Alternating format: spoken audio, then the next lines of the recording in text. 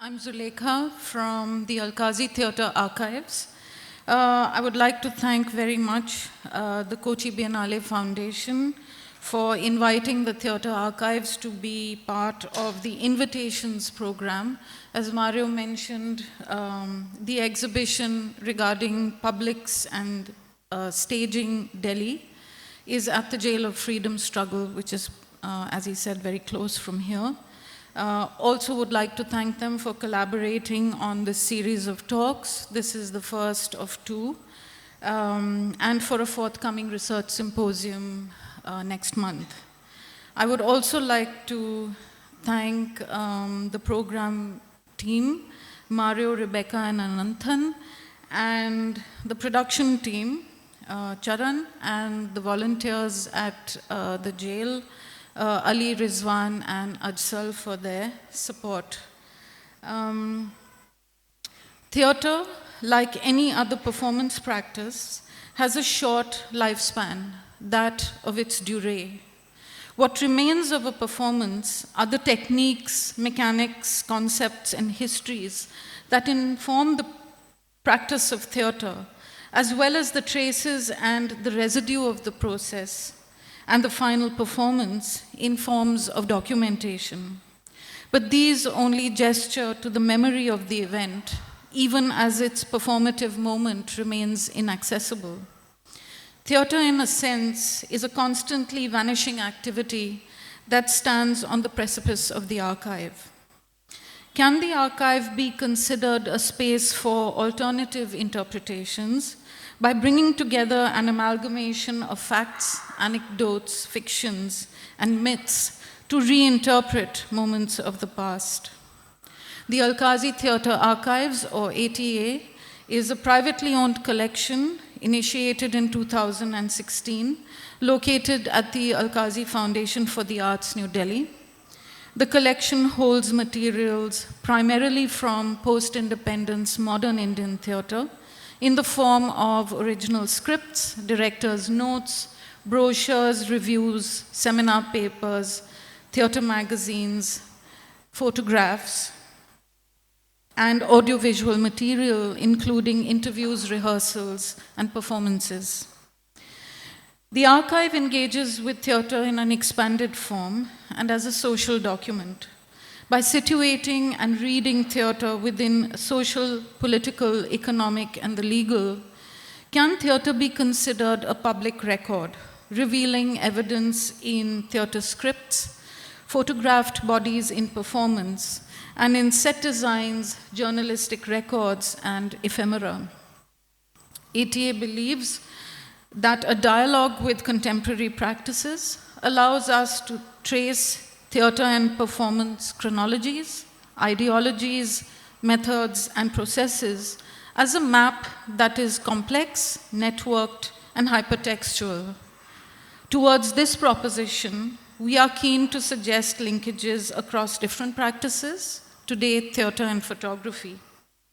Both theatre and photography hold theatricality, representation, authenticity, and liveness as important points of reference. Where does the real start and where does it end? What is reality and how is it represented? I quote, "All the participants in photographic acts, camera, photographer, photographed subject, and spectator, approach the photograph as an intentional effect of the encounter between all of these." This is a quote by visual cultural theorist Ariella Aisha Azoulay from her book, The Civil Contract of Photography, where the composing or taking of a photograph itself can be inferred as the staging of reality.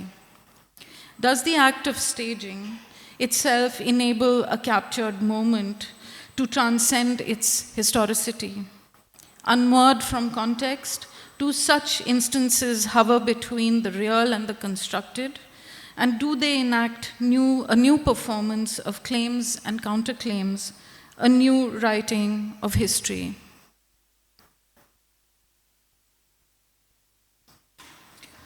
The Bhaval court case was a pre-independence court case that revolved around the identity of a wayfaring sannyasi rumored to be the heir of the last great zamindari estates in undivided Bengal.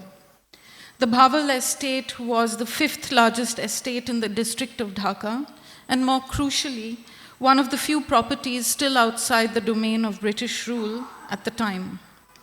Ramendra Narayan Roy was one of three brothers who inherited the estate from their father. In 1909, he went to Darjeeling to seek treatment for syphilis and apparently died there at the age of 25. Soon after his death, his two brothers also passed, leaving the Bhaval estate with the British Imperial Court of Wards. In 1920, almost a decade later, a man appeared in Dhaka, covered in ashes and sitting in quiet meditation along the banks of the Buri Ganga River. There was speculation and disbelief at the resemblance of this man to Ramendra Narayan Roy. Those who saw him were convinced he was the second Kumar, even though he spoke Hindi, not Bengali, and despite the fact of his reluctance to confess to his identity as anything other than a sannyasi. The second Kumar's wife, Bibabati Devi, refused to meet this man, steadfastly maintaining her position that this was an impostor, and the Kumar was dead. The Kumar's sister, Jyotirmay Devi, became convinced that this man was indeed the second Kumar. In 1921, the claimant arrived in Dhaka to meet the district magistrate and collector to record his claim. A series of witnesses was systematically put together to establish that this was, in fact, Ramendra Narayan Roy. Unwilling to accept this impostor's identity, the Court of Wards also began to gather evidence to suggest that this man was not the second Kumar. Over 16 years in court, the man's physical attributes, birthmarks, testimonies, witnesses, and memory were put together as forensic evidence to establish the identity of this man. The case was in trial from 1930 to 1946 and was fought in the District Court in Dhaka, the High Court in Calcutta, and finally in the Privy Council in London. The trials finally ended in 1946 with a victory for the plaintiff, who died 2 days after the verdict was given. The first two images are from a set of photographs in the Bhaval album, held at the Alkazi collection of photography, of Kumar Ramendra Narayan Roy, the first image, before his alleged death in Darjeeling, as well as of the plaintiff, the second image, the sannyasi, dressed to look like the Kumar. These photographs were used during the trial to establish likeness between the plaintiff and the Kumar and thereby confirm identity, given the plaintiff's alleged loss of memory. The third image is of an actor performing the role of the Kumar. The impostor as an actor, or is the actor an impostor?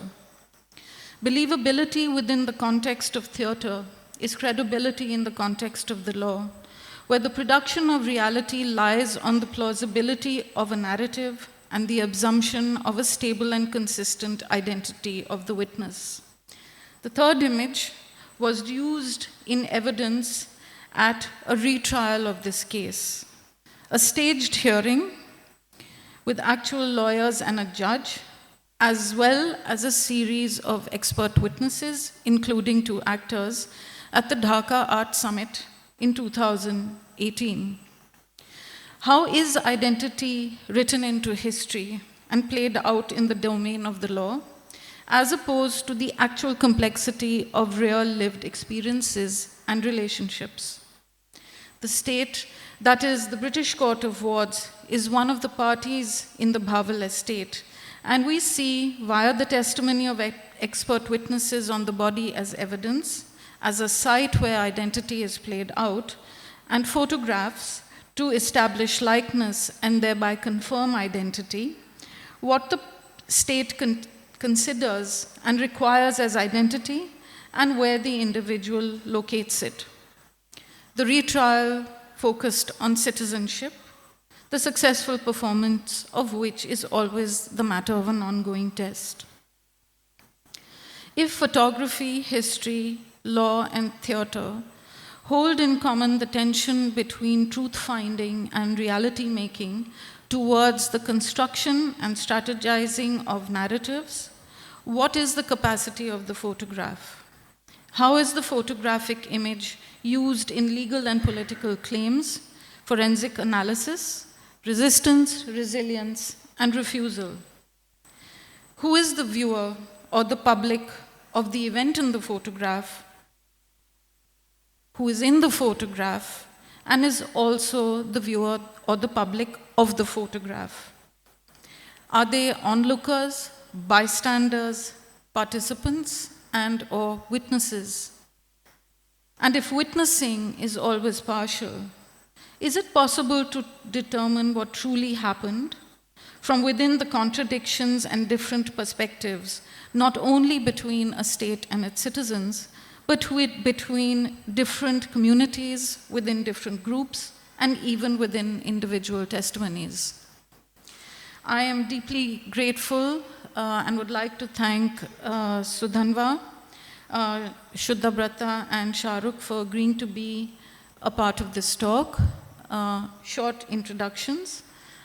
Sudhanva Deshpande, whose talk is titled The City in Performance, is a publisher, author, teacher, theater director, film and theater actor, podcaster, and filmmaker.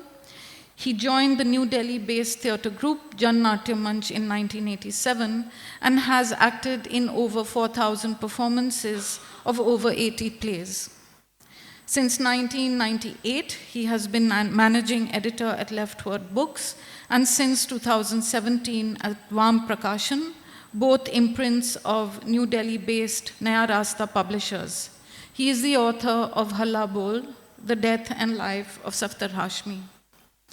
Shuddhabrata Sengupta, whose talk is titled Beato's Bones, A Forensic Attitude to the Staging of Truth in Photography, is an artist and curator with Raqs Media Collective. Shahrukh Alam, whose talk is The Photo ID as Evidence, Staging Truth and Proving Citizenship, read law at the National Law School of India and at the London School of Economics. She is interested in constitutionalism and in criminal law and its intersections with political power, identity, and class. Shahrukh also has a degree in sociology, and she practices law at the Supreme Court of India. I'd like to invite Sudhanva to come.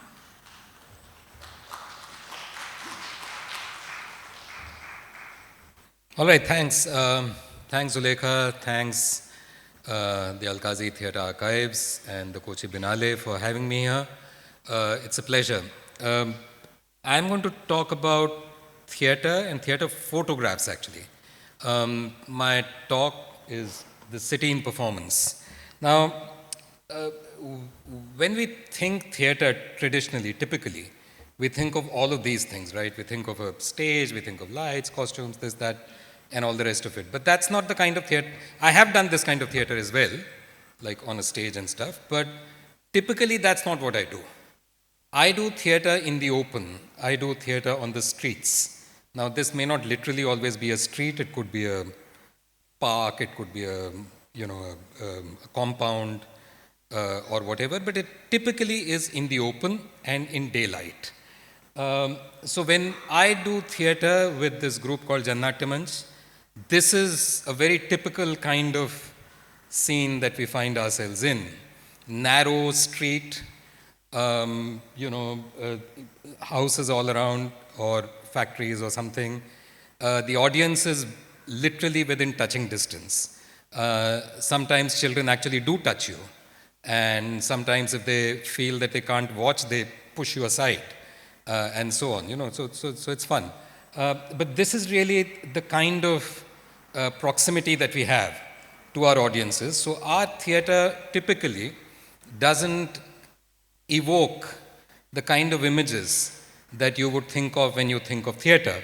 Or, for instance, an image like this, which is in Sahibabad, which is outside, just outside Delhi, in Ghaziabad, it's an industrial area, and this is a residential part of the industrial area. We perform a lot, as you can make out from the flags. We perform a lot for trade unions. We are a left-wing theatre group. I've been a communist all my life, all my adult life, and so on. So we work very closely with movements on the ground. Now, this is a photo that I wanted to share with you because it's interesting. This place, which is called Kusumpur Pahadi. Now, all the photographs that I'm going to show you are from either Delhi or just in the vicinity of Delhi, because that's where Jannatyam Manch has done all of its work. We have performed outside as well, but that has been really at invitations, for a conference or for a theatre festival or something. But 99% of the work that we've done has been in and around Delhi. So that's really the context of the photographs that I'm going to be showing you.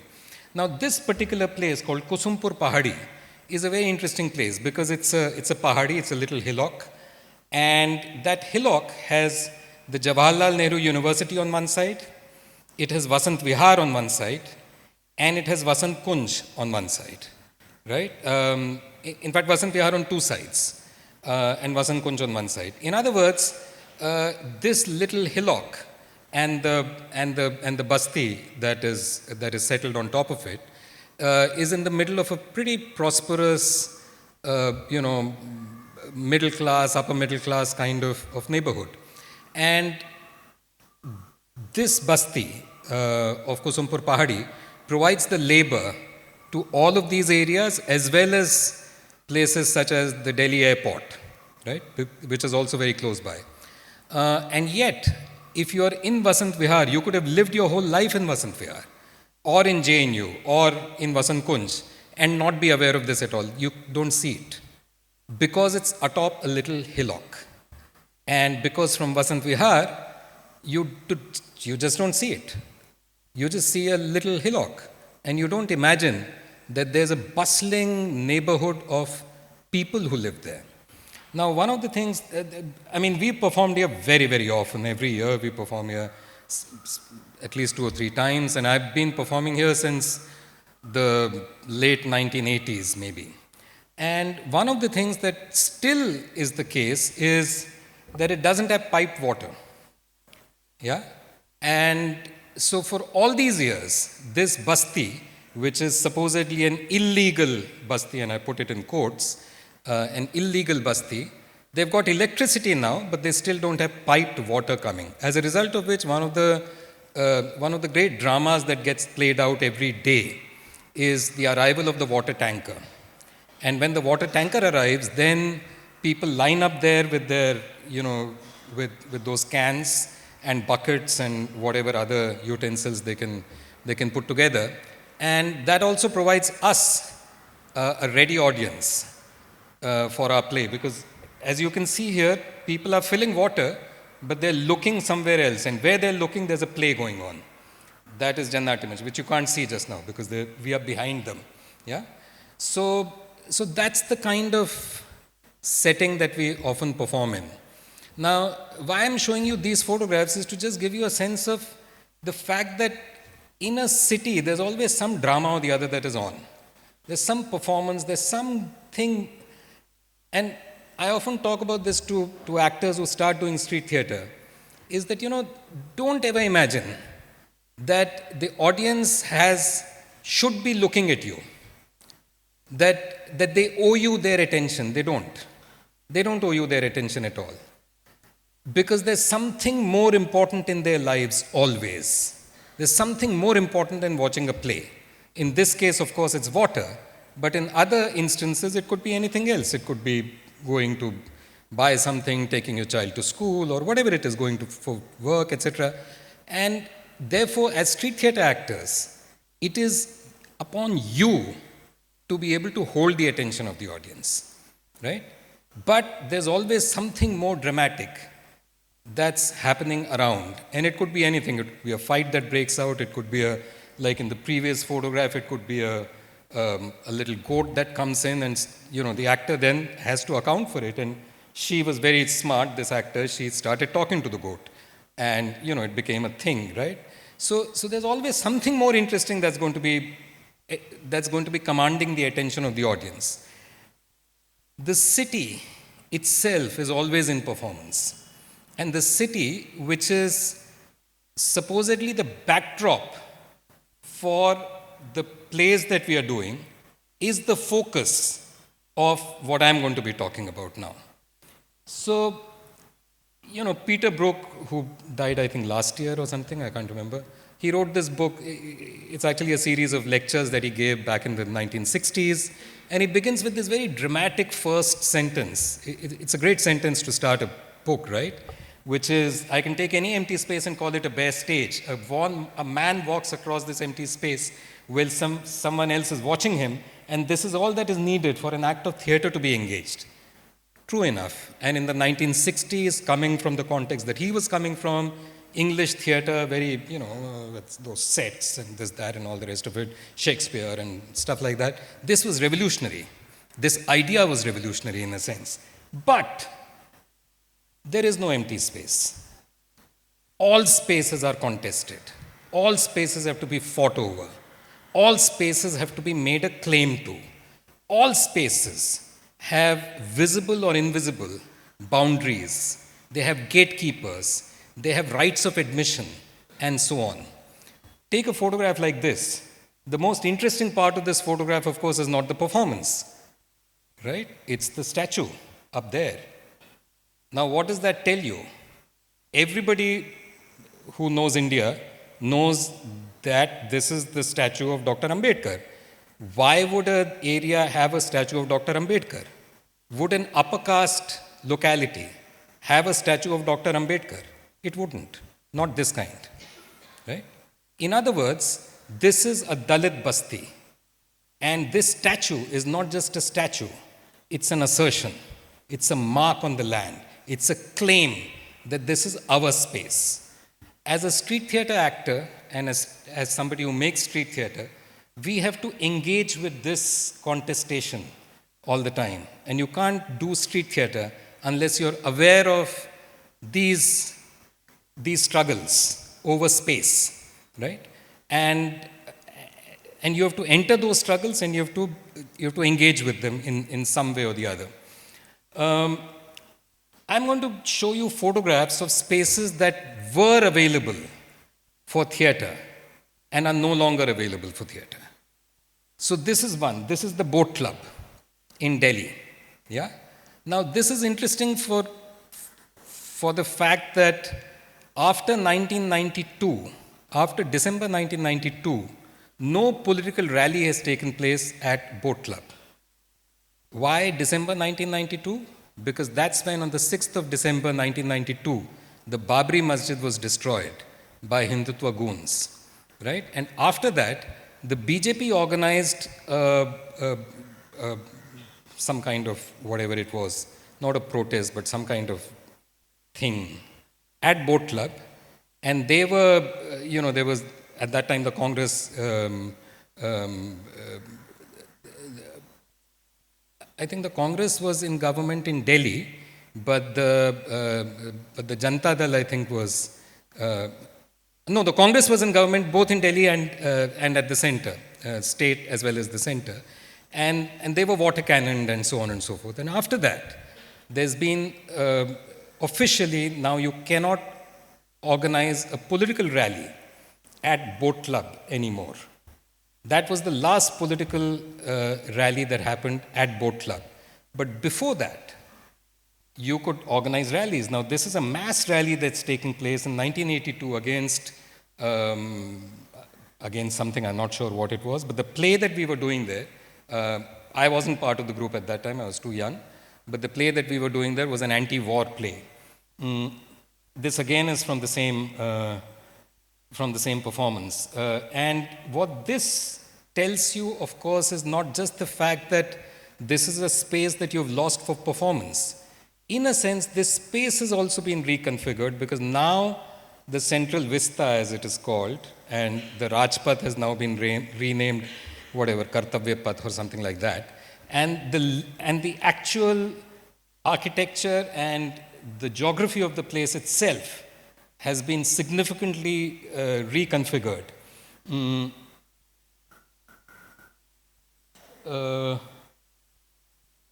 Sorry. Yeah, okay. Similarly, something similar has happened to what used to be called Pragati Maidan in Delhi, which was the exhibition grounds, which is the exhibition grounds in Delhi. And in one corner of Pragati Maidan was something called the Village Complex. And there too, we could do street theatre, which we often did. This is in the mid 1980s. I think it is 1983, 84, I'm not very sure. But I was in the audience in this particular performance, and I was a schoolboy at that time. So that's why I know roughly when it was. But now Pragati Maidan itself has been demolished. What should have been considered, heritage architecture no longer exists. And certainly this idea of the village complex in the middle of Delhi is an idea that now seems very quaint and strange. Because in one sense, what this also tells you is that the imaginary of the village was still very much part of our urban experience in some ways. And Delhi, of course, is a city that has grown up around villages. There are several villages that are located inside Delhi. But increasingly now, something like the village complex would be kind of hard to imagine. But there used to be a time when you could perform in Pragati Maidan, and you could perform in this place called the village complex. This is an interesting photograph because this has a lot going on, as you can see. This is a performance of a play called Machine, which is happening at Swatantra Bharat Mills in Delhi. And this is on the 1st of May, 1988. And the performance is happening at 6 o'clock in the morning. Now, there's a lot here that is no longer, that we've lost in a sense. Firstly, this tradition of celebrating May Day, marking May Day at the crack of dawn, because that's when at 5:30 the night shift ended and the morning shift would begin at 6 o'clock. Yeah? So there used to be this half an hour gap between the end of the night shift and the beginning of the morning shift. Yeah? And that's where on the 1st of May, the trade unions would come together and hoist the flag and mark May Day. And for years together, we as Jannaट्य मंच would go there and perform at 6 o'clock in the morning. This is in 1988. And what's also interesting is not just the fact that this is happening at Swatantra Bharat Mill, which of course doesn't exist anymore, because Delhi, this part of Delhi has been deindustrialized, as indeed many other places in other cities as well, Bombay being an example of that, and so on. And the old mill lands have now been taken over by real estate developers. So where this is happening is now today huge towers, some 20 odd floors, residential towers and so on.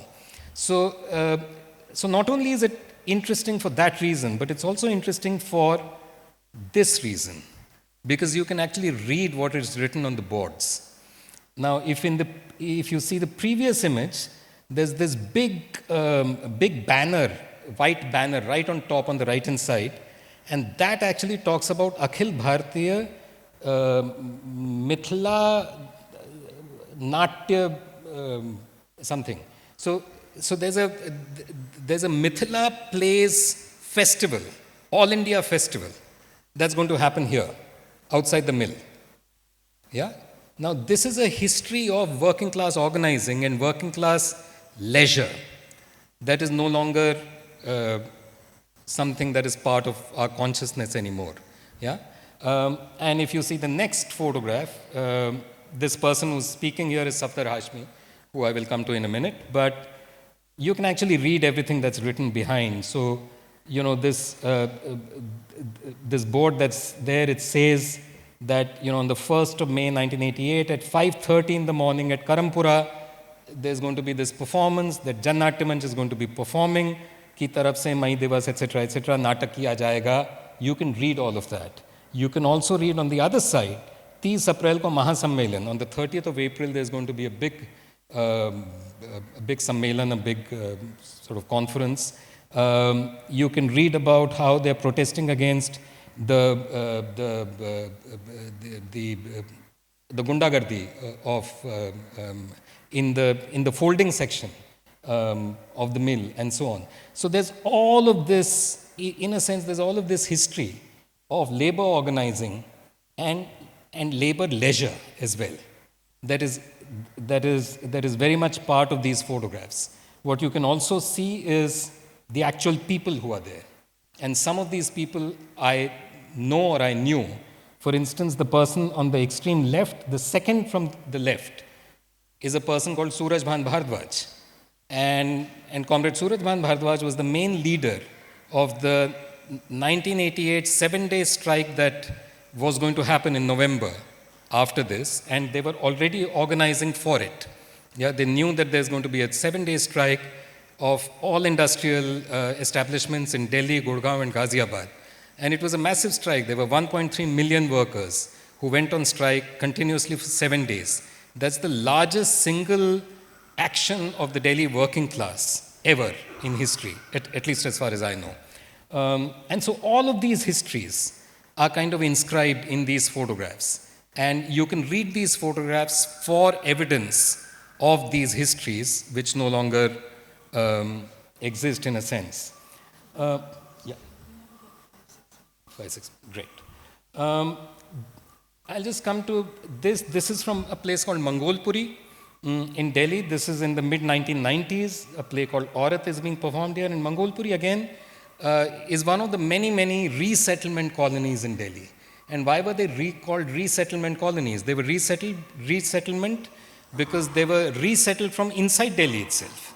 So there were so-called slums in the central parts of Delhi, which were demolished, and these people were then so-called resettled on the outskirts. And what's interesting about this photograph, again, is the fact that there's a water tanker there, right behind. And this is something that is, again and again, it shows up again and again, the lack of water and lack of civic amenities. This is also from the same performance. I just included it only for reasons of vanity, because this young boy on the left that you see is me. This one is a play called Chakka Jam, which is again happening at Boat Club. And this is in November 1988. It's one day before the 7-day strike that was to take place. And as I said, the building behind that you see now in this photograph now no longer exists because it's all been demolished and so on. So these are photos also of places that have been erased. This is Maloishri, who's performing in the same performance. Once again, you can actually see the people, and many of these people are people that I know, and like many of us know. And soon after that photograph was taken, on the 1st of January 1989, we had gone to perform the second version of the same play that I just showed you. A play called Halla Bol was being performed in Ghaziabad, Site 4, and we were attacked. And in that attack, there were 2 people who were killed. One was a migrant worker from Nepal, a man called Ram Bahadur, who was a recent father. His child was a few months old, and Safdar Hashmi, who was a playwright and director and actor and organizer of Jan Natya Manch. Now, this is his funeral procession, which happened on the 3rd of January, because the attack happened on the 1st, Safdar died on the 2nd, and 3rd was the funeral procession. And so far, I have showed you, actually, so far, all of the photographs that you've seen are, in a sense, photographs of lost battles. This is an example of how you can claim space. The police on this day had not allowed us to go through the center of the city for the funeral procession. They said, no, you can't take a procession. Just take the tempo to the final thing and ask people to come there. But 15,000 people showed up for the funeral, and then the police could not do anything. We walked through the center of the city, through Connaught Place. That's Regal Cinema right there, which was showing Ek Naya Rishta, the movie with Rekha in it. right? And so we walked through Connaught Place and we walked through ITO, etc., all the places that we were not allowed to go because there were people with us. This is the performance that happened on the following day, on the 4th of January 1989.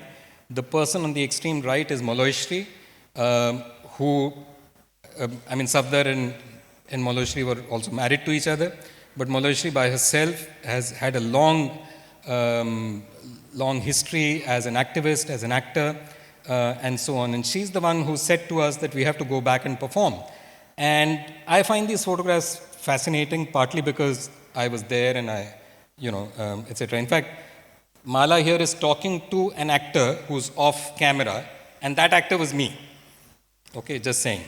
I'm the absent presence here. But also it's interesting because you see actual people behind, and many of these people, including my friend Shuddha, who's somewhere perched up there. I don't know exactly where he is, but he's perched up somewhere there. And I just want to show you this photograph again, because here literally, this is from the same performance again, and I've zoomed in on the right on one part of the photograph, and here you can actually recognize many of the people. There's Ram Rahman there, there's Asad Zaidi, there's Indu Chandrasekhar, there's C.P. Chandrasekhar, Radhika Menon, there's Rajendra Yadav, there's Arun, etc. There's a whole lot of people that you can identify here. So if you wanted to sort of forensically see who was involved in what movement and what conspiracy and so on, these photographs also provide some evidence of that. But I just wanted to close with this photograph, which is from the 1st of January this year, because since the 4th of January 1989, when we went back and did this performance, every year on the 1st of January, we've gone back to Jhandapur, the exact same spot where the attack happened, and we perform there every single year. And to my mind, that is one of the few battles, I think, that we have so far at least managed to win, to claim space. Because this performance happens every year without any police permission. Literally, there is no police permission for this. And yet, despite all the changes that have taken place in this country, despite the fact for many years now the UP government is controlled by the BJP, the central government is controlled by the BJP, etc. Despite all of this, they have not been able to stop us from performing there. And the reason why that has happened is because, Safdar spoke about street theater in these terms, which is that its job is to agitate the people and mobilize them behind fighting organizations. And if you manage to do that, even in these grim and dark times, I believe that there are small battles that you can win, and hopefully many of these small battles can then come together and result in a big win in a big battle. Thank you very much.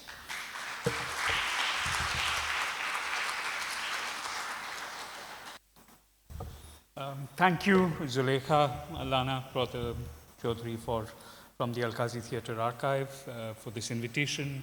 Thank you to the Kochi Biennale for this opportunity to speak with you and to think some stuff about images. My presentation is going to look at this question from somewhat the other side. So what I'm going to show you, with one exception, are not really photographs of theatrical productions, but I'm arguing that photographs are theater. Photographs are places where people act, both in terms of a performance, but also in terms of action. Photographs have consequences, and photographs are stages on which bodies appear and sometimes disappear. And between that appearance and disappearance, there is a whole drama that gets enacted. It's called Beato's Bones. Who Beato is and what the bones are will come to later. But suffice to say that when I'm talking about these bare bones, they are indicators of what I hope to establish as a kind of act of forensis, which is also a theatrical term. It is to bring before the forum some contingent and some not so contingent truths. So here's an actor, and she's quite an interesting person to look at in terms of performance. I could have her perform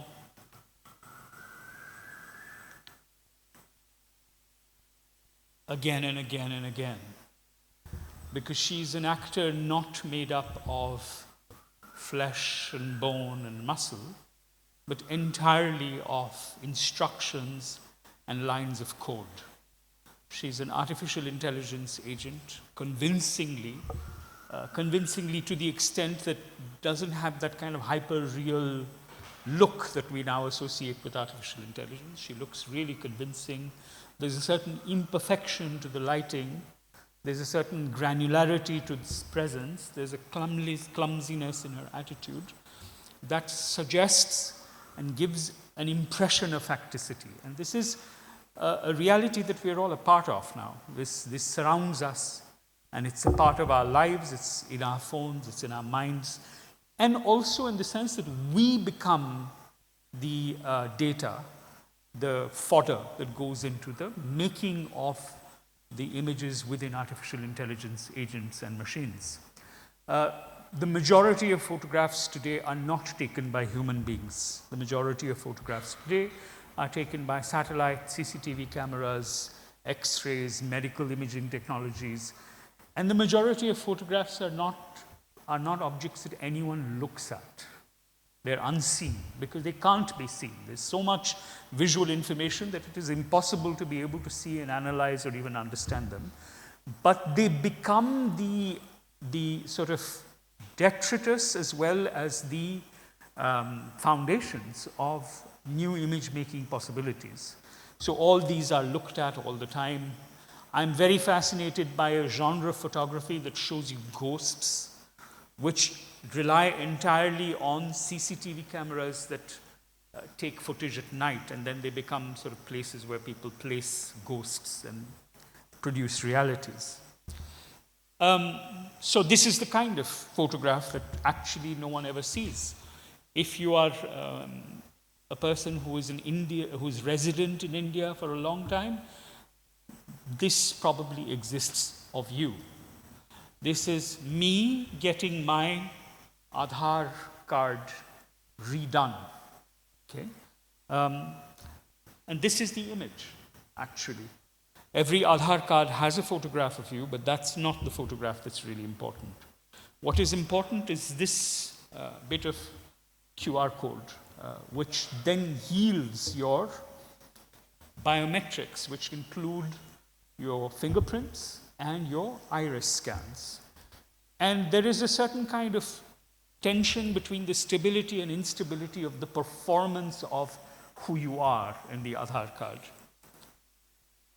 Why? Because now the state has said that the Aadhaar card, which was the government of India's way to identify people, is not working any longer, as I knew that it would not. Many of us have been saying this for a very long time. There is just too much information encoded within the databases for this to function with any kind of efficiency. Glitches occur, people get mislabeled, all sorts of things happen which create a kind of precarity of the image.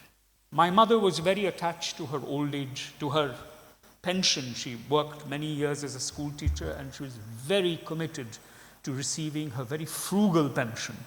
But in order to receive this pension, she had to produce something called the proof of life, which is sometime in the first week of November, you have to go to the bank where your pension comes into the account.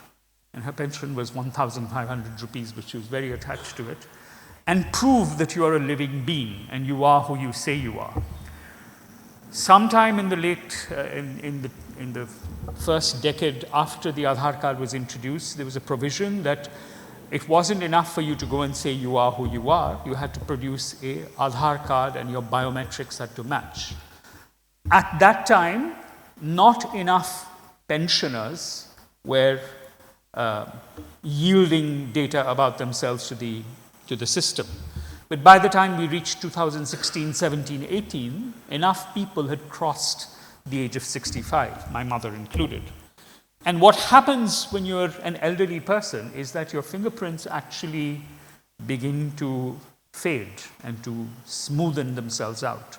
So there was increasing numbers of what we call biometric mismatches, until such time that the government of India, in its wisdom, said that for the entire class of the old age pensioners, the Aadhaar card is no longer proof of identity.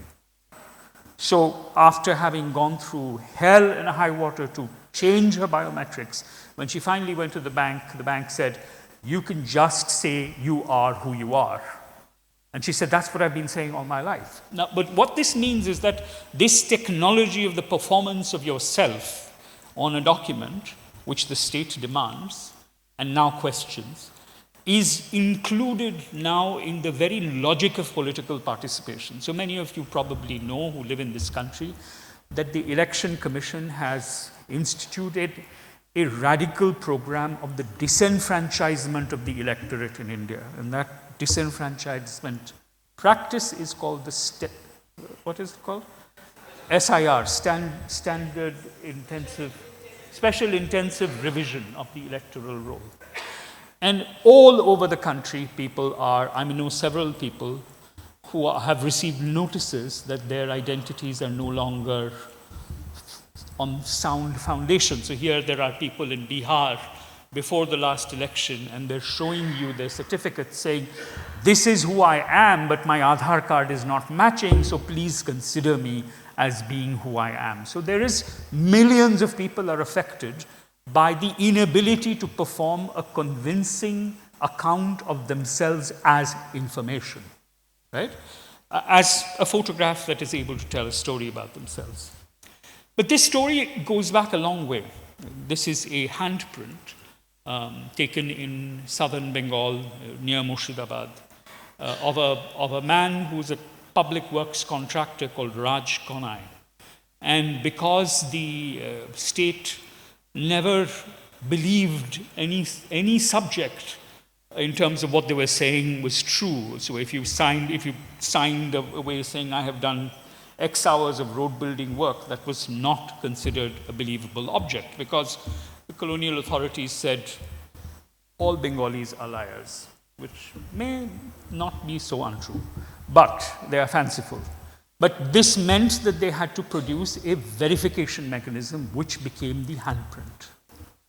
And a man called William Herschel, later known as an astronomer, who was a district magistrate in Murshidabad and around surrounding areas, produced this handprint, which then traveled to the laboratory of the eugenicist called Francis Galton, which is where me and my colleagues in the Rux Media Collective first encountered this at the University College of London.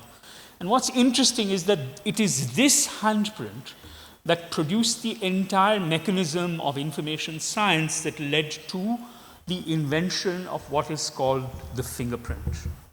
And it was done between Lal Bajar, the police headquarters in Calcutta, and Scotland Yard, the police headquarters in London. And a man called Mr. Arthur McCormick or something like that, and a man called Azizul Haq of the Calcutta police are the joint innovators who produced fingerprinting technology, biometrics. And since then, every time you put your fingers on the 4-finger scanner at an airport, every time your biometrics are taken for a visa or for the Aadhaar card, it's basically Raj Konai's hand that's at work. So we worked a lot with this. This is a more than life-size still of the projection of Raj Konai's hand, which in our iteration counts to infinity every time it is shown. And it's, for instance, it's shown here in an exhibition. And this counting to infinity produces an understanding. When you look at this hand, I remember that we had an exhibition at the National Gallery of Modern Art, and there were museum docents and guards who were completely entranced by this counting hand. And I would go and ask them, what are you watching? What is? They said, "Isme bahut sari kahaniyan hain." There's a lot of stories, because the hand, like the hand puppets or shadow puppets, sometimes as a crab, sometimes as an angel, sometimes as an animal, sometimes as a dog. And you can just sit here and look at this multitude of possibilities of being, which in a sense was exactly the point, that the counted towards infinity cannot be reduced to that statistical average, that random prime number that then will say, this is you and nothing more than you. Because you're always something more than who you are.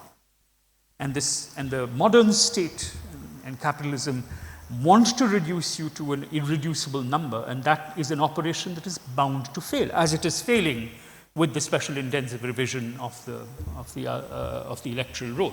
But that leads to a situation where millions of people find themselves that they are no longer voters, and the next step is that they will not be citizens. And this has happened in our country. It has happened in Assam, where the doubtful voter category was the beginning of the whole exercise that led to the detention and deportation of hundreds and thousands of Bengali-speaking residents of Assam on the suspicion that they were Bangladeshi. So, images, portraits become part of identification documents. This is a very interesting identification document. It's the grandfather of the passport, but it still had a life. It's called a pilgrim pass, and it was the first identification document demanded of Indians, and this is a latter-day version of the pilgrim pass. Pilgrims who were going to either Mecca or Najaf or Karbala, because these were all under the control of the then Ottoman Empire. Steamship navigation meant that a lot of Indian pilgrims could now go because suddenly that passage was affordable. And because many of them were poor and working class or peasant people, they carried with them cholera. And the Hajj, and as well as the Arba'in walk in Iraq, became massive vectors for the distribution of cholera all around the world. And the Ottoman Empire said, we can't deal with that. So we must have some form of verification and identification of who these millions of Indians are who are landing up on our shores. And that's also how the British Empire gets its first outpost in the Hejaz and in Iraq, by saying, okay, we will appoint medical officers to check that the people are who they say they are and that they don't carry the cholera epidemic. That is the beginning of the great game and espionage in the Middle East by British colonial powers. It's through the checking of cholera passports. And one of the problems was that a lot of the people going for these trips were pardanashin, that is, that they were covered in niqabs or full face cover and full body covers. And the Ottoman Empire said, this won't do, we need to see their faces. And the British Empire said, these are our subjects, and their religious convictions are a matter of great sensitivity. As protector of the world's largest population of Muslims, we cannot allow their faith to be defiled. Remember, this is the British Empire talking to the Ottoman Empire, the guardian of the holy places and the Hejaz and Mecca, Medina, and elsewhere. But this was a row that went on for several years until it was resolved. But when it got resolved, it still continued to linger in this peculiar way. And this is what is called, again, a pilgrim pass. It has portraits of two people. One is whoever this gentleman is, and the other says wife, femme in French. And in handwriting, it says photo, but crossed by the inscription Parda Nashin lady. Right? So this person is visible as well as invisible in this photograph. And there's a constant tussle which continues even now, even you see the requirement of photographs, for instance, for overseas citizens of India. There are very clear, and there are two kinds of people who disturb this configuration. One is turbaned Sikh gentlemen, and the other is hijabi or niqab posh Muslim ladies. So there are now regulations which show you what kind of head covering or face covering you can do, and what is permissible and what is not permissible. And the government of India does this by saying, look, this is what Saudi Arabia does, this is what Jordan does, this is what such and this is what Pakistan does, and so on and so forth. But the face itself becomes an instrument of evidence increasingly and it does so as a bearer of biometric information. So if any of you use DigiYatra at an airport, what you're allowing is the reading of your face. This is an inexact technology. It has no precision. But it is used, so the Delhi police uses it for what is called predictive policing. It randomly picks up faces from the crowd and said, oh, that's a bad character, that's a rioter. People are in detention right now because their faces are being picked up by this predictive policing. And when the police enacts violence, one of the first things they do, so this is footage from the infamous attack by Central Forces on Jamia Millia Islamia University library on the 15th of December. Is that today? No, January. Today is January, sorry. Where one of the first things you see is a policeman with a baton, and he smashes the CCTV camera. So that it's clear that the CCTV camera must never capture the image of the aggressor when the aggressor happens to be a functionary of the state. In the evidence of the Delhi riot cases, you will always see that there are people whose faces are visible to biometric technologies, and the Delhi police produces them as evidence in charge sheets when they come from Muslim neighborhoods. The moment you turn the other way around, where it's Hindu attackers attacking a Muslim neighborhood, it's inevitably said that the CCTV camera in Gali number thus in Falana place was not working, precisely at that moment of time. But what it means is that there is this idea that you can identify people by their appearance and make judgments about them. So this is these are stills from an ad campaign run by the Bharatiya Janata Party in Assam, which show these very benign images. They're just people taking selfies in a tea garden, AI generated, clearly, I can tell that by just looking at them, and people sitting around, a village square drinking tea. But it says 90% of the Muslim population, this is what will happen if we are not able to throw out Bangladeshi. And as our Prime Minister himself had said, they can be identified by their clothes. And if you can identify it by their clothes, which is available as photographic evidence or as fake photographic evidence, oops, wrong pictures. No, go back, yeah.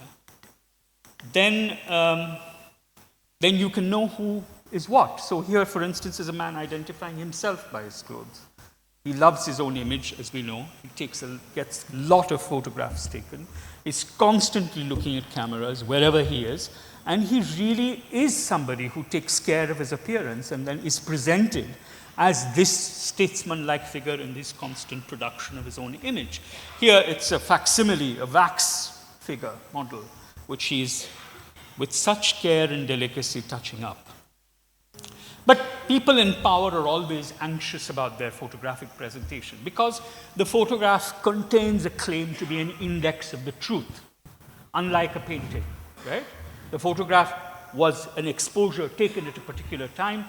A certain combination of light and shadow produced an image on a waiting piece of negative or a digital backdrop.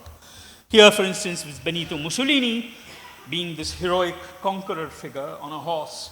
And you see that the horse is actually stabilized and held by a horseman who then disappears from the image so that he can become that heroic figure.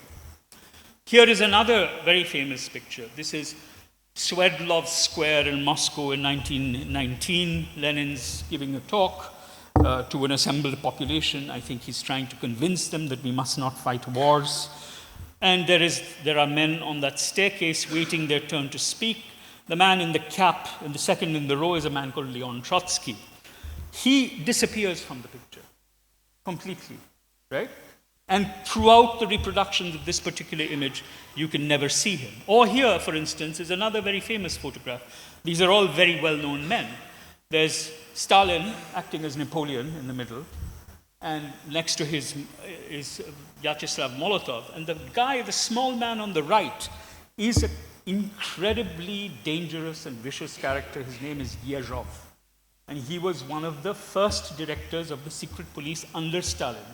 And he was personally responsible for the disappearance of thousands of members of the of the Communist Party of the Soviet Union, because they killed communists. They didn't kill so many other people.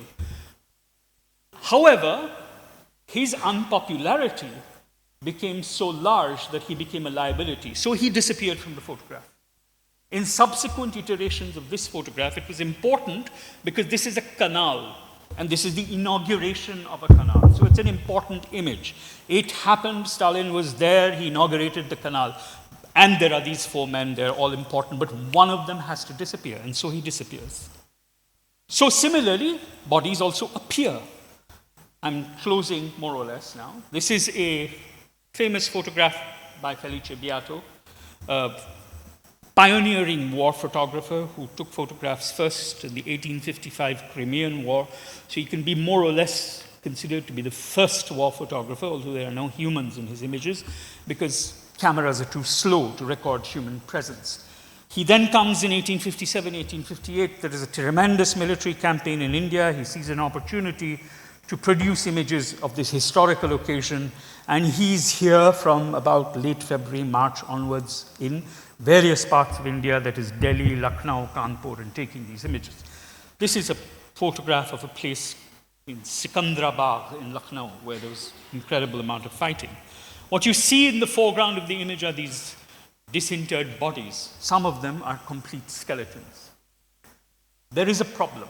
This photograph is taken in March 1858, early March.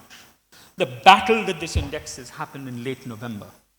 Between the late November and early March of a North Indian winter, bodies do not decompose to this rate. This is a picture in the Al-Qazi collection. And this fact was pointed out to me by Zulekha's father, who's a doctor, Dr. Nisar Allana, a doctor and a theater man. And he said, this is a piece of theater because these are props, these bodies out in front. They're not the people who died in 1857. They must have been dug up from somewhere else. And they can't have been, bodies can be reduced to skeletons if animals get to them, but several of these bodies are what are called integrated skeletons, which means they're available as full bodies.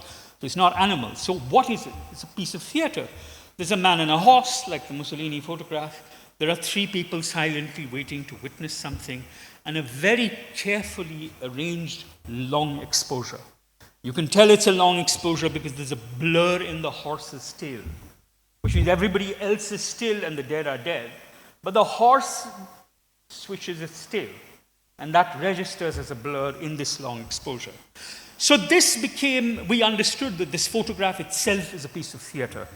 And in long conversations with Zulekha, based on some of our writing about this image, she decided that it should be a piece of theater.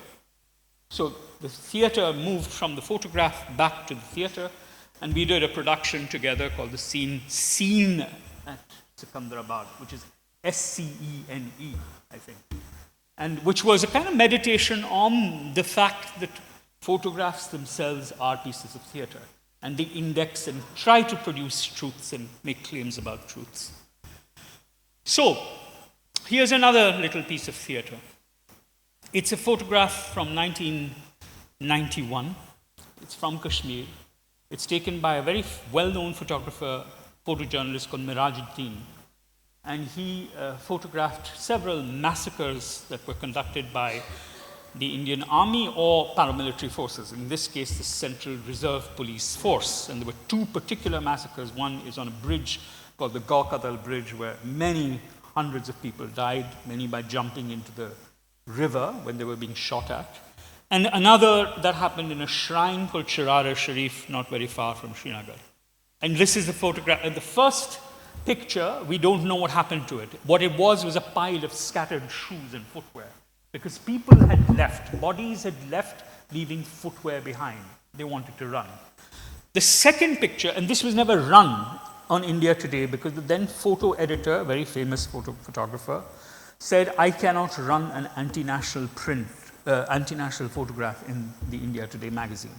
However, the second photograph, which was confiscated, and his camera was taken away and the film was exposed by a police officer, survived because it was exposed incompletely and in a hurry. So you can see the halation between 2 frames, but on the right, there is a CRPF Jawan looking down as if he's counting the shoes that are around him.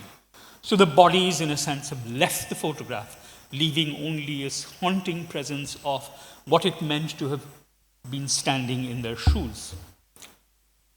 Bodies appear in lots of photographs. Here is a photograph from the First World War. It's Indian soldiers in Iraq, in a town called Kut, where there was an incredible siege and a lot of violence, and most people died actually of starvation. However, there were not just soldiers here. There were also people who are part of what is called the labor corps. And they were basically, the problem was that in the battlefield, lots of Indian soldiers died. But caste rules made it very difficult for their bodies to be picked up because, who will touch the dead? So the British Indian Army imported a contingent of untouchable Dalit men to come and perform the labor of picking up dead bodies.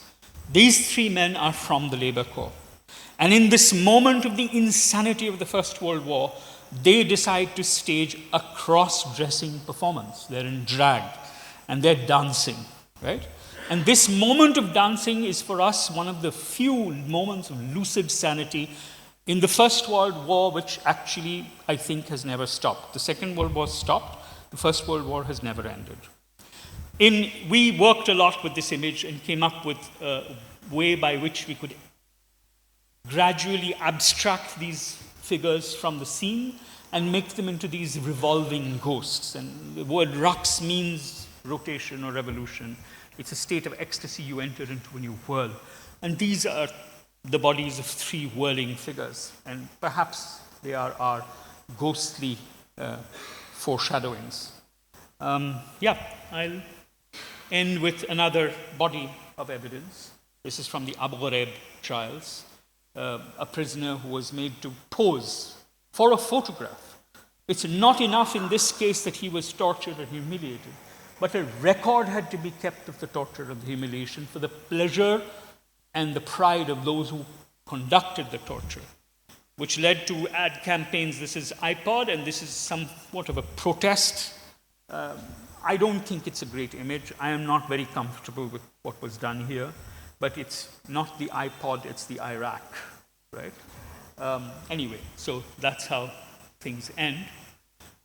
Indian politicians love images. This is Sambit Patra, national spokesperson for the Bharatiya Janata Party, who, during a live television program, produced an image which you can see on his iPad and said that these are Indian soldiers victorious in Kargil, except that the picture is Felix Rosenthal's photograph of American soldiers, including one Native American, therefore an Indian, raising the US flag in the island of Iwo Jima.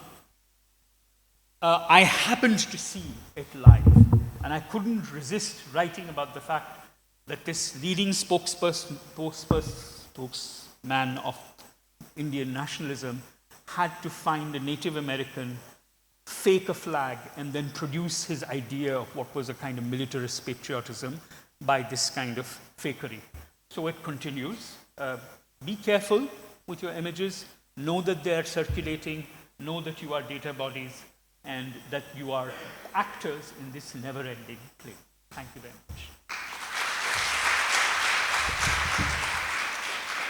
Oh, last thing. Here's a photograph that I thought I wouldn't show. It's a few people around a table. It has entered the public domain because websites are now showing it. It tries to prove that there exists a conspiracy. The men who are helpfully labeled, Sharjil Imam, Omar Khalid, are the people who are now in detention for the case 59A, which is a case of a fake case against them for conspiracy to produce violence in Delhi in February 2020. The only evidence here, I won't go into this image in detail because it's sub judice, but since it exists in the public domain, I can talk about this fact at least.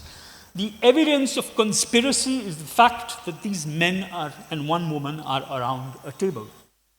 That's all it takes. They're sitting around a table, they're talking to each other, there must be a conspiracy. There must be a conspiracy. We are 4 people sitting around a table, myself, Zulekha, Shahrukh, and Sudhanva. Some conspiracy must be afoot.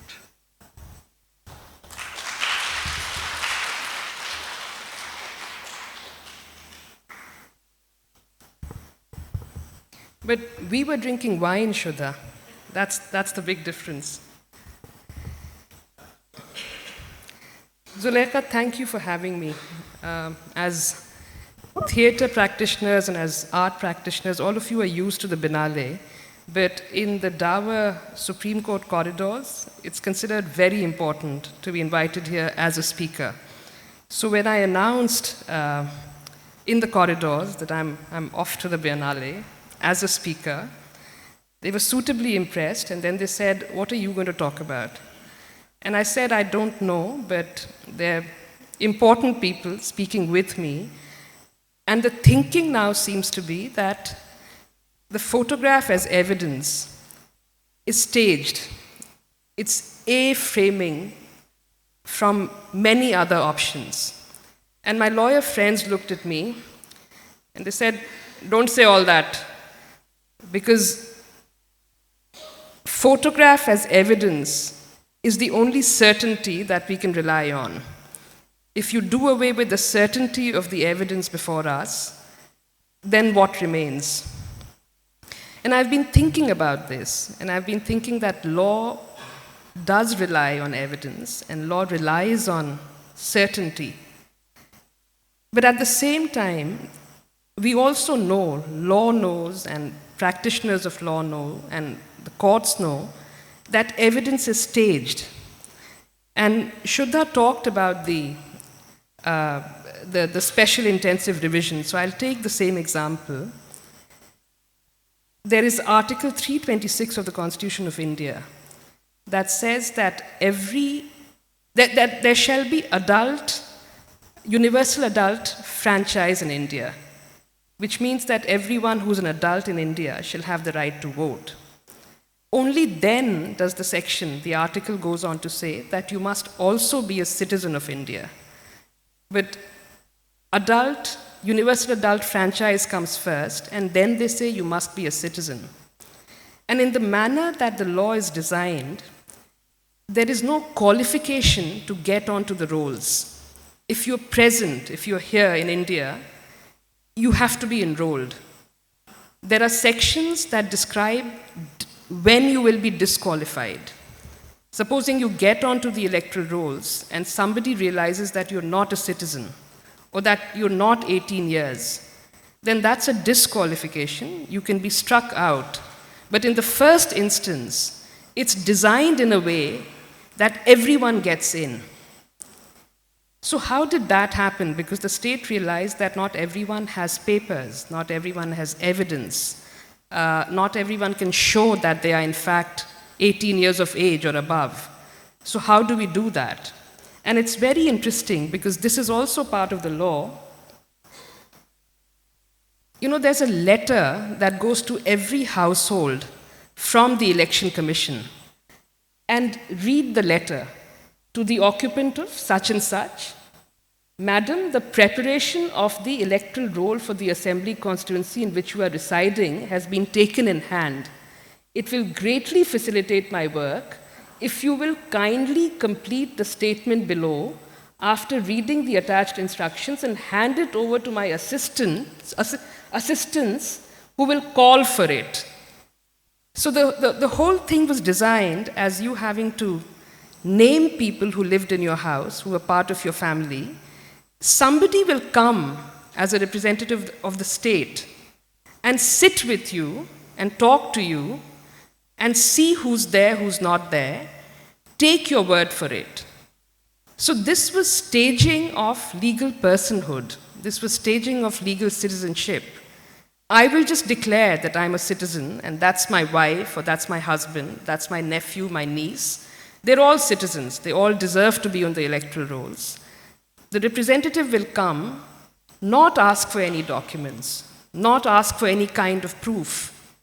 They will take my word for it. They will sit in my house, have a cup of tea, take a photograph maybe of the family, make a noting in their register, and that was it.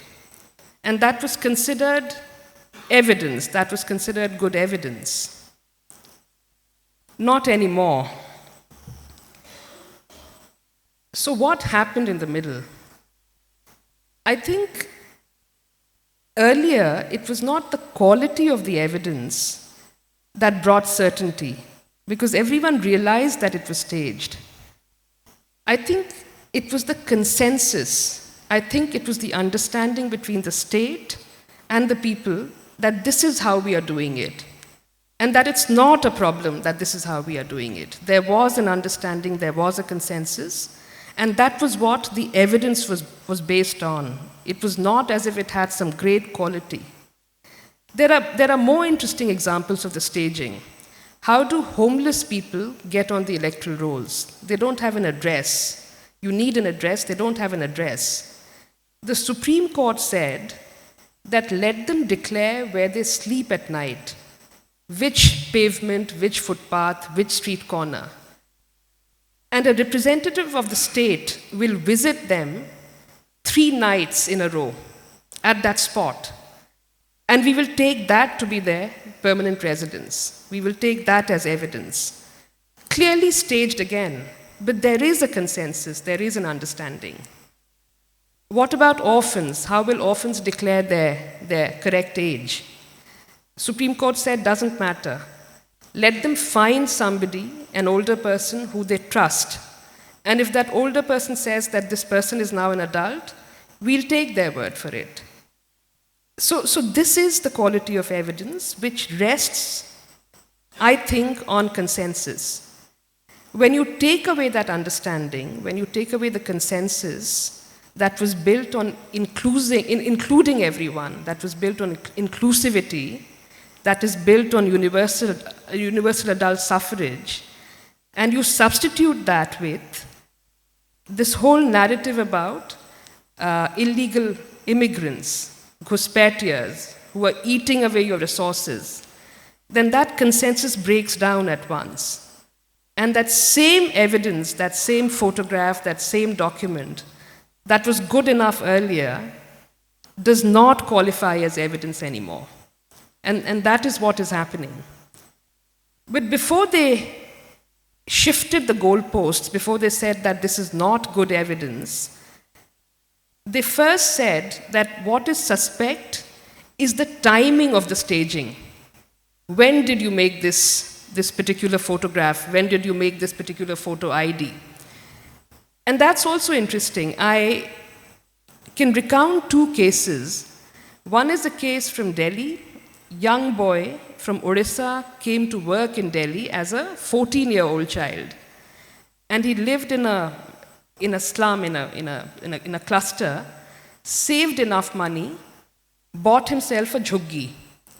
And then that whole cluster was demolished. Some people went to court, said this is not on. So the court said, well, we'll ask the government to rehabilitate you, but the guidelines will apply. Whatever the guidelines are for rehabilitation would apply. Now, the guidelines say that if you had a jhuggi in a cluster, you can claim another as long as you're able to show that you're an adult, as long as you have some form of ID to show that you were actually residing there. Now, my 14-year-old client only had a bank account. He did not have a voter's ID card. He did not have an Aadhaar. He had no papers because he was not an adult. But he still made a claim on the basis of his bank account. And at once they said that you don't qualify. You're not even an adult. So you must come back with one of these documents, either your driving license or your birth certificate or your class 10 certificate or your Aadhaar card, voter's ID. Now, this boy was by then about 17 years old. He didn't know any better. He got himself all the documents. You can make them, you can fake them in the market. So he came back with all the documents, very happy, went to them, said, which one do you need? I have a driver's license, I have a birth certificate, I have a class 10 certificate, all of them are here. Next day he finds out that there's a FIR against him for forging these documents, which is when he came to me. And he said, I don't see what is wrong, because everyone gets these documents in the same way. And everyone has always been getting these documents in the same way. I don't see what the problem is. And in his mind, it's the truth, but it's always staged in any case. When you need these documents, you go to the local broker gets you these documents. They're post-dated, they're fabricated in that sense. But this was the understanding, this was the consensus.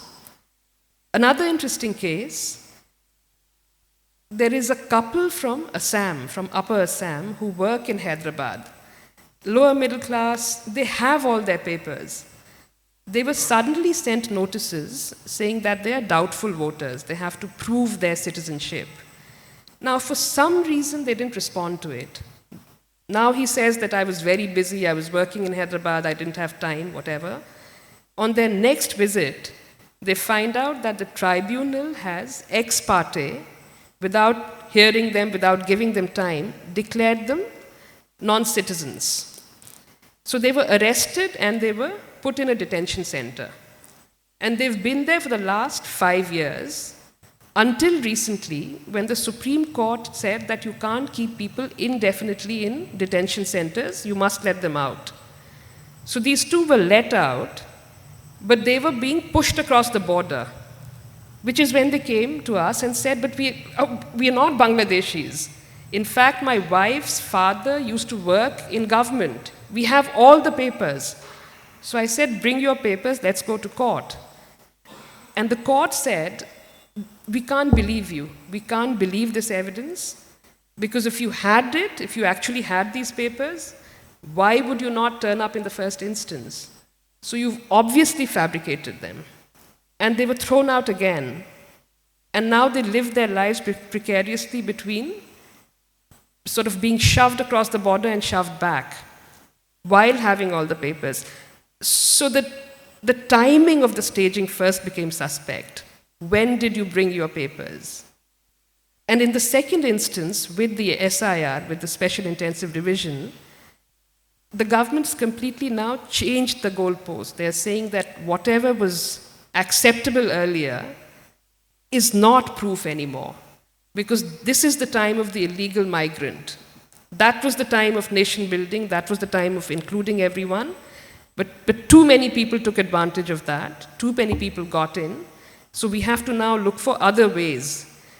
We will not accept this particular framing, we will not accept this particular staging.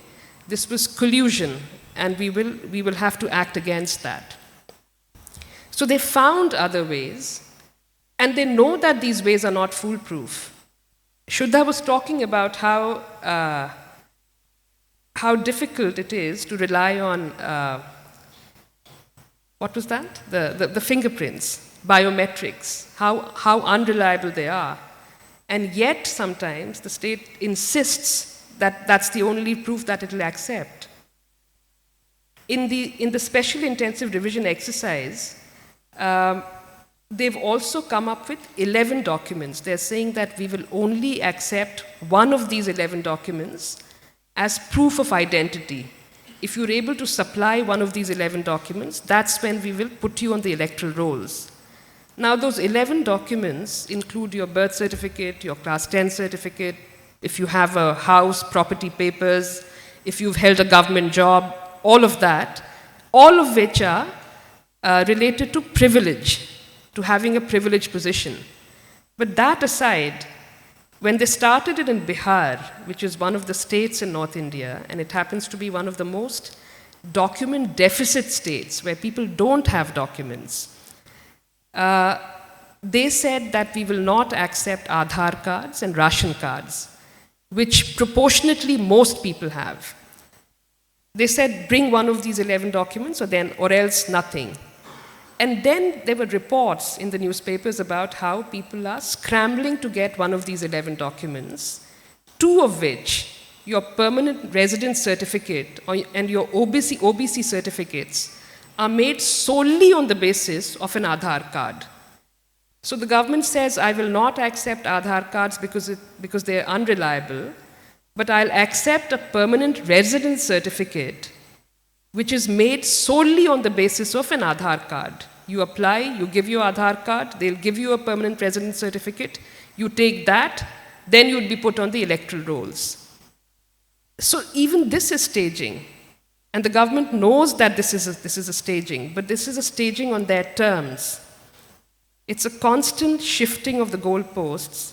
It's the precarity that they keep alive, which they think is a better test of increasing the quality of evidence, if you will. That's the first point. The second point I wanted to make was about the film Chhaava and how the character of this film Chhaava spills into real life as a militant Hindu resistant to Mughal rule, which now stands for Muslim rule in India. And again, we went to court saying that we realized that this is a staged performance, this is a film. But what do you do with it when it becomes part of real life?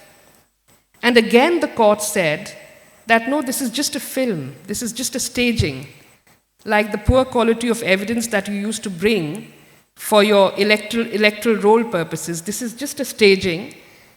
Don't take it seriously. We can't ban such things, we can't bar such things because it affects freedom of speech and expression. So we have been consistent enough in our reliance on staged photographs. Equally, the courts have been very dismissive. Law has been very dismissive, and the state has been very dismissive of our concern about staged performances and staged photographs. We can talk about this a little bit more when we converse. There are just one or two things.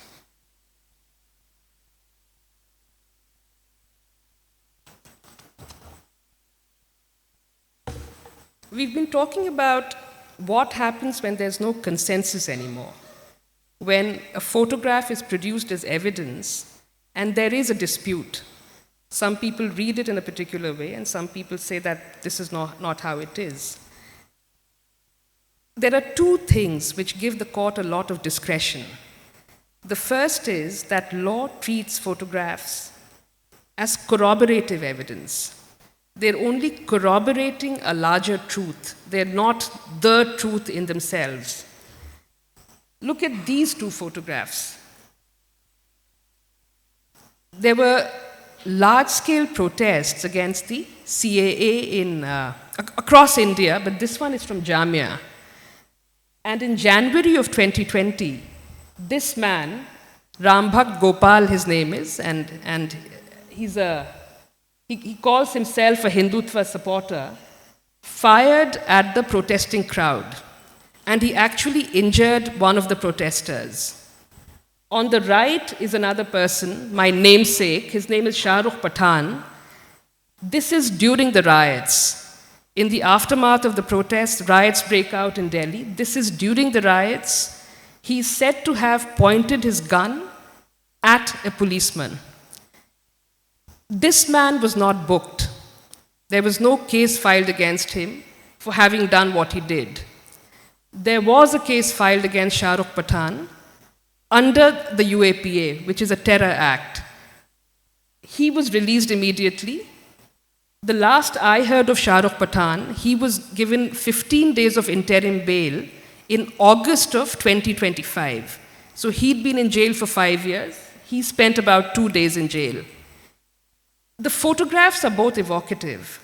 What is the difference? The difference is in the primary truth. The primary legal case against this man was non-existent. There was no case. They said he was a juvenile, he got agitated, he created a ruckus, we leave him with a warning. Against him, they filed a terror offense.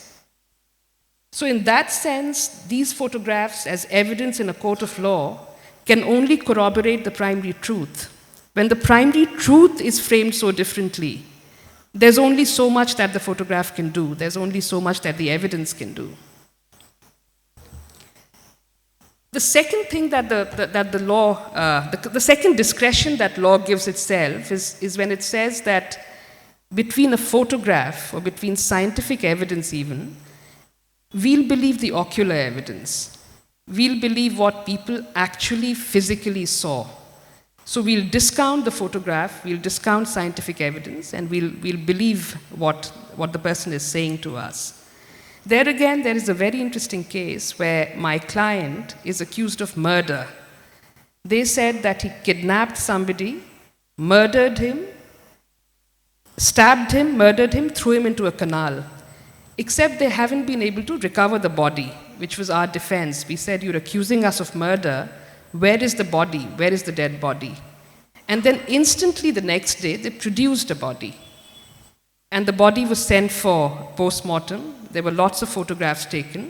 It was a completely distended body. And the photographs proved that he had died by drowning, which was then confirmed by the post-mortem report. So we came up again in court. We said, this is the wrong body because it doesn't match your stabbing accusations. There's death by drowning.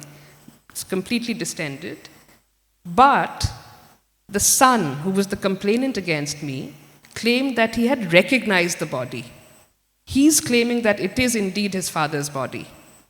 And the court chose to believe the son, or the son's claim that it is my father's body, over the scientific plus the photographic evidence. So there is that discretion that the court always gives itself. How do we get around that? And is that fair? And this is my last point. This is something that Zulekha and I have been talking about. Zulekha is saying that if there is evidence that's disputed, what do you do? How do you get around it?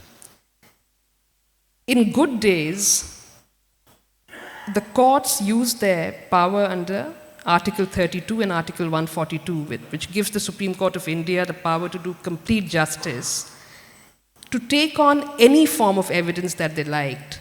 Postcards written to them, independent fact-finding reports, photographs, and they intervened. And they said, we believe the subaltern, we believe what you are saying, we will intervene. And even at that time, there were lawyers who said that this is actually very dangerous because they're bypassing procedure. They're doing things that are discretionary. They're being very subjective. Now they're doing it for causes that you believe in, but if this discretion becomes institutionalized, and sooner or later it'll come around to bite you. It's never a good idea. And that has happened. Because earlier they were relying on fact-finding reports by independent activists or civil society groups. Now they believe sealed envelopes that are given to them by the state. But it's the same discretion.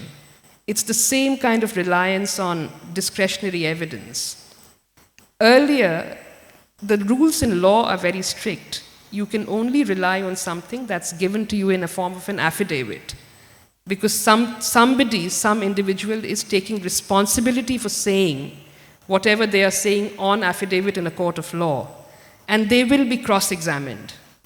But when you depart from that procedure, and when you start to accept, in the form of public interest litigations, extraneous evidence, then today, how do we fight against the acceptance of photographs by the state, reports by the state, sealed envelopes from the state? Let me end with that. Thank you.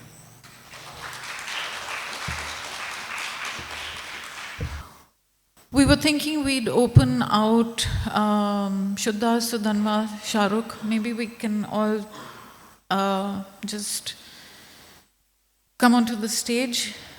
In case there are questions, or if you have questions to one another. I do have one question. Are there any questions? Or I'm happy to begin with one if there aren't yet. Thank you very much for your presentations. I wanted to talk a little bit about, so I have to thank actually Shuddha for the title of this evening, Trace on Time. And to follow with that, and from there, I just wanted to ask any or all of you about thinking about a difference between if one is thinking of evidence of what exists, and to me, therefore, of a kind of history of a sort, whether immediate or in the distance. What is the difference to your mind in seeing history and writing history? Thank you, Zulekha. I think what you point to in the title is partly to do with how I will frame the answer. Because I think that it's very important for people who run things to produce a narrative of change as well as continuity. That things change, that they also continue. And that there is a certain regularity to that action.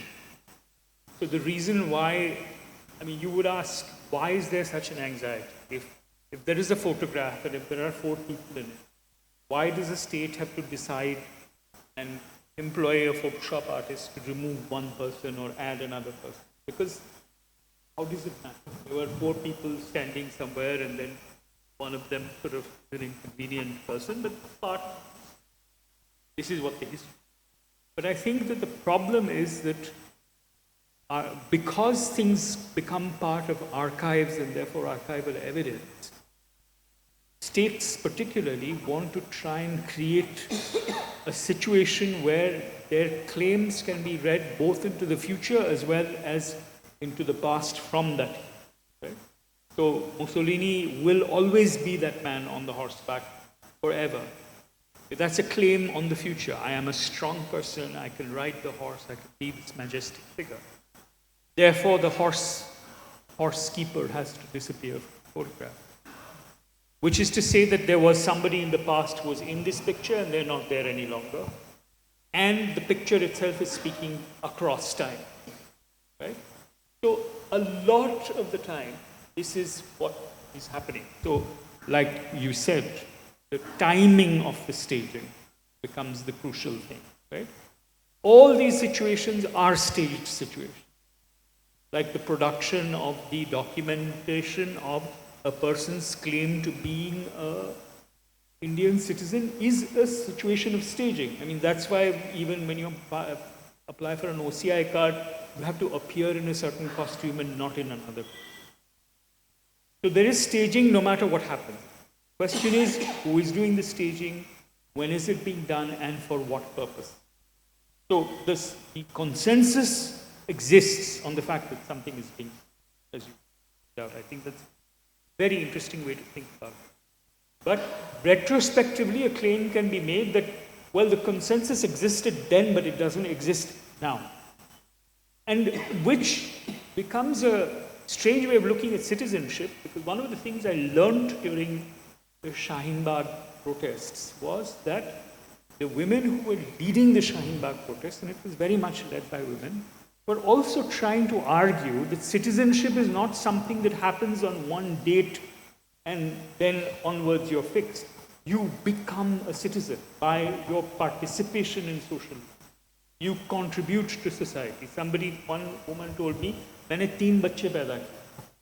That is her contribution to society. And she has given 3 bodies to this country. And he said, is that not, kya maine nagrik nahi paida kiye? This is my work. And that's what, so citizenship, and actually if you think about how the question of citizenship was framed in India, it was initially framed as a work in progress. Right? People could prove that because they were here, and then gradually it shifted. You had to be born here. Then it was said, one of your parents had to be born here. Then it was said, both of your parents have to prove antecedents here. So gradually that time window of when the staging of citizenship can be done, when that picture can be taken, when is the family photograph a family photograph? These all become questions of traces on time. Who can say this is the right moment? No. I think the dispute is about that. It's about people telling, I know a story about my life and I'm telling myself and you the story. And then the state says, but I know another story and I will tell a story that contradicts your story and my story will win. This is the problem. I think this was something that I forgot to talk about in my presentation, but again, when you shifting the goalpost, when you're changing what constituted good evidence earlier, one is, it's actually in the Evidence Act that if it's a public document, there is a presumption of truth. So when you suddenly dismiss your Aadhaar card as proof or your voter's ID as proof, your name in previous electoral rolls as proof of citizenship, that's actually a breach of the Evidence Act because these are all public documents. But as I was thinking about this, I also felt that, and what you're talking about, seeing history, writing history, the Babri Masjid case, what was good evidence? All the archaeological evidence, the photographs, all of that, good evidence. You come to a point, but then the consensus breaks, and the Supreme Court says, I will rely on other things, which up until that point were not considered good evidence. And this was history. I will rely on my version of history, or I will rely on the fact that some people have come and said that we were worshipping, no matter what happened, we were worshipping this day. And that is good enough for the judgment to go in a particular way. And then Chandrachud, in a later interview, when he defends this judgment and he says, don't forget that there was an act of desecration earlier, he's making new evidence. What you said, he's using history to make new evidence, to look at the past in a different way.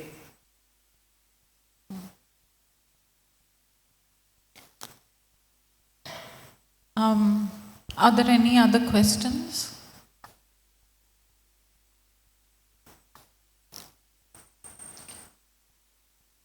Or to speak about the Chava thing, I'd really like both your comments on Chava, which is staged, and then it's spilling into real life. This guy is being felicitated. There's a saffron flag in the background. Court is saying, no, it's staged. What is the problem? It's fiction. And there's a disclaimer. Well, I mean, what to say? I'm an actor, and I was just telling them last night that over the last 3-4 years, I've turned down about 90% of the acting roles that have come to me in cinema and on OTT platforms, because I can't bear to put my name and my face on projects such as this. I mean, I wasn't asked for Chava, but many other such. And I mean, right now in Bombay, there's an epidemic, of these, and it's there's this whole thing going on about, is this propaganda, not propaganda, etc., etc. And what happened earlier, the films of the 1950s, Raj Kapoor, Bimal Roy, etc., etc., wasn't that propaganda and so on. And it just feels to me like this is such a puerile and stupid question to ask, right? Of course, people are putting forward their points of view, and to propagate an idea doesn't make it propaganda. A propaganda needs a whole machinery around it, and films such as these have that machinery around. It's not innocent, Some of them are better made films than others. Some of them do well, commercially. Actually, very few of them do well commercially. Actually, if you see how many films fail commercially of this kind, it's actually quite staggering.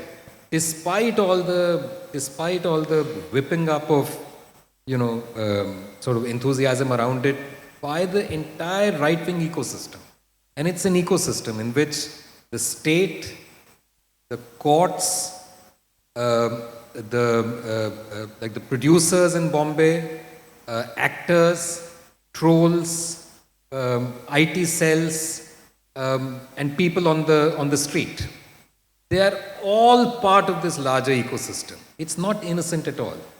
And so that is also, in a sense, a kind of staging. You know, it's a performance of a certain kind of aggressive claim on the past. In this case, you know, Sambhaji, in other cases, something else, whatever. And it's, I mean, I really don't know how to respond to this. Honestly, it's very, it's depressing at one level, but also one keeps feeling like, you know, actually without this entire ecosystem to kind of prop it up, what would these films be? What would they really be? Would they really catch the popular imagination?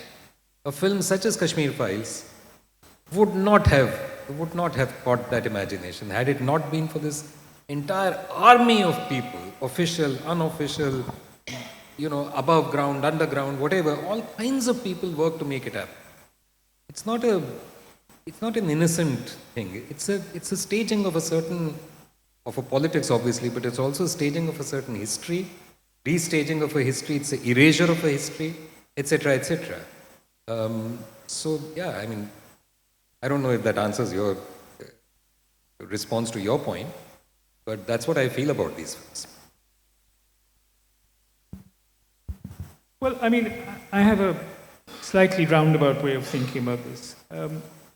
I have no problem with the production of fantasy, right? Because I think the fantastical has a place in our lives. And we can make believe, we can pretend.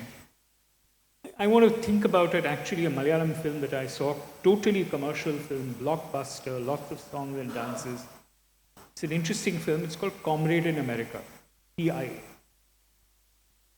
And it's about this young man who's a left militant, comes from a Christian family, and there's some interesting dynamics about that. He's a Latin Christian, therefore probably Dalit, and his girlfriend is a Syrian Christian, therefore upper caste. And she is going to go to America forever. And he's heartbroken because he really loves her, so what should he do? He's facing this internal dilemma. And through the film, in moments of drunken stupor, he dreams that in the party office, 3 men are sitting and talking to him. One is Karl Marx, the other is Lenin, and the third is Che Guevara. And these 3 people are saying, but comrade, you must go to America because your love is there, right? And he then picks up his bags and baggage and decides to make this trek through that Mexican borderland, leading a pack of immigrants. He becomes their savior. They sing the International as they cross the border. It's wonderful. But the fantasy element is shown as fantastic. Right? Nobody in the film or in the audience assumes that he really is visited by Karl Marx and Karl Marx is really concerned about his love life. This is fantastical and it is presented as an element of desire. So therefore it speaks to a greater truth. Somewhere in the film's dialogues, Marx says, I always said we must go to America, that's where the revolution will come. Maybe it will, right? But the point is that this trek is made and desire is produced. And it's produced on the level of, which is absolutely fine as far as I'm concerned. Because no one, and the fantasy is taken seriously as fantasy. There's no attempt made to pretend that this is true. On the other hand, you have a film like Kashmir Files, which I have watched actually 4 times in the theater. I'm one of those masochists, right? And I cannot help, and one day I will write about it when the dust settles about all these things. There is a key scene of a gruesome execution of a woman in a sawmill.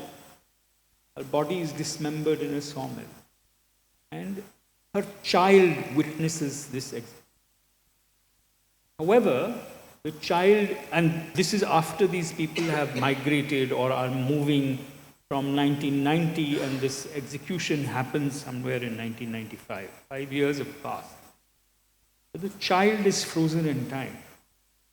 he's still the same child. From 5 years ago, he's still the same child who witnesses mother's horrible destruction. So what is interesting here, the film's rhetoric is that of working with documentary evidence.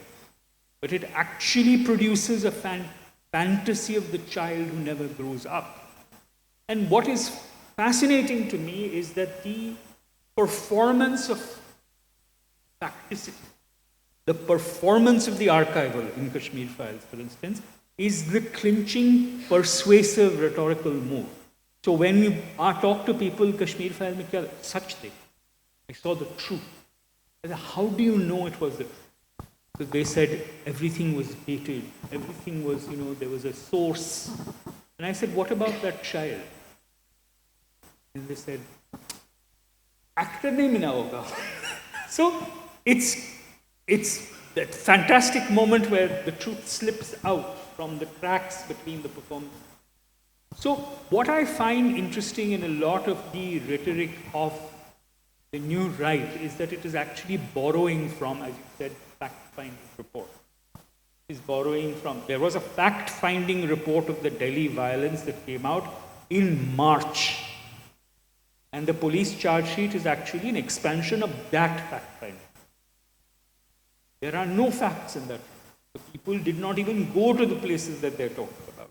But it performed the idea of fact. So this requires on our part a greater vigilance to the question of how we form that slippery domain. Like after all, Mussolini's photograph is a fact. There is a man and then there is not a man, but there is a horse and there is light falling on the horse. That's a fact. Or like we talk about with Diato. The fact. How did these bodies get here is the question, like how did the child in Kashmir Files not age across 5 years? And we have to try and, I think, now produce methods of thinking like this to be able to displace these claims. Because earlier, there was fantasy on the extreme right. So if you look at, like, let's say Babri Masjid, the propaganda videos of the Ram Mandir used to be produced by an outfit called Jain Studios. Jain Studios was the early days of video special effects. They made no attempt to disguise their attempt at being fantastic. But now things have changed. So what happens is that you have Sambit Patra produce a fantasy, but he dresses it up as if it's real. And then the television anchor endorses and validates it. I don't have a problem with Sambit Patra fantasizing. He can fantasize about whatever he wants. I have a problem with the fact that there are enough people, like Ivan said, there's an whole ecosystem that is then supportive of the claim to truth in the fantasy. That's something we need to think. In other words, it's actually formation of evidence. When it becomes from the fantastical, when it claims facticity, then it's formation of evidence. And I'm very glad you mentioned Kashmir Files, because it is used as evidence now in debates. But did you see that particular scene? Kerala Files has actually been cited in a High Court judgment as example of love jihad and how it happens. The irony is that on the one hand, while that poor boy had to go to jail because he fabricated his documents, this the court says is fiction, it's fine. Production of culture. I mean, I don't know this particular case, so I'm not talking about this judge or whatever. I'm just saying that the courts are also not, the court is not a sort of disembodied thing out there. There are people there, and so many of the people in the legal profession, either lawyers or judges, are part of this ecosystem that, this right-wing ecosystem. They are part of it. Like, actively they are part of it. And so therefore, for them to cite from a film, etc. as evidence is not surprising, and it's not an example of somebody actually taking that to be the truth. in my view. That is also very deliberate. Yeah, I mean, they want you to accept it as true, which is why it needs to be buttressed by this kind of a claim. You know, otherwise, I mean,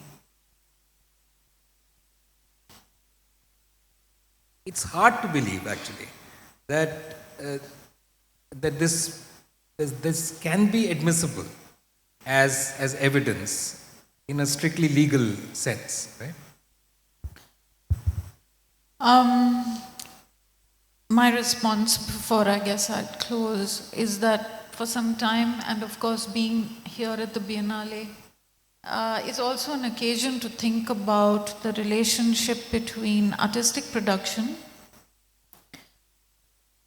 and political potentialities. And it's interesting, of course, to hear you talk about films and how one can think about them in one context. But we are, I feel, also in quite possibly another context. And it's just something that I don't have a response to. It's just a thinking about, given that there is artistic work, there is the building and the desire and the formation of publics in a particular way, and what is that relationship to, if at all, to a political potential, and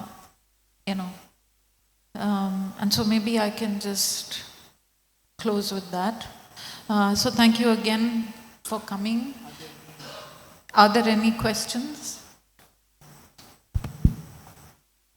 Admiral John Xavier. Hi, thank you for this talk, getting three people from different courses of life and hearing them talk about their evidence on photograph was an eye-opener for me. I'm really scared to be an Indian citizen now. I don't know my presence today will be an absence tomorrow or not. I have a very basic question after hearing this, not related to the Kashmir files or anything, just very basic. The photograph has a time register, like multiple time register. For example, when it's taken, when it's viewed, or when it's mobilized. So what do you think, who has the authority to fix its meaning in art, law, or public memory for that matter? That's it.